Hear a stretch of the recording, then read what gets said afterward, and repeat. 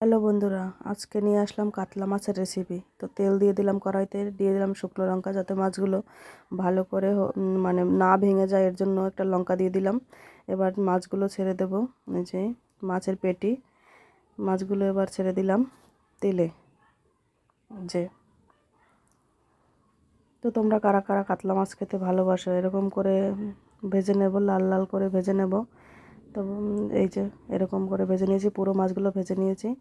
এবার আলুটাও ভালো করে ভেজে নেব। আলুতে দিয়ে দেব নুন, দিয়ে দেবো আলুতে নুন আর হলুদ দিয়ে আলুটা ভালো করে ভেজে নেব। আলুটা এরকম করে ভেজে নিয়েছি। এবার শিলে মশলা করেছিলাম, শুকনো লঙ্কা, কাঁচা লঙ্কা, পেঁয়াজ, রসুন, আদা, তারপর জিরের গুঁড়ো, এগুলো দিয়ে ভালো করে কষিয়ে দিয়ে দিলাম জল। জলটা ফুটে উঠলে দিয়ে দেব মাছগুলো। তো এই যে আমার কাতলা মাছ রেডি। এবার দিয়ে দেব গরম মশলা। এই যে হয়ে গেল আমার কাতলা মাছের তেল ঝাল, এই ফাইনাল লুক।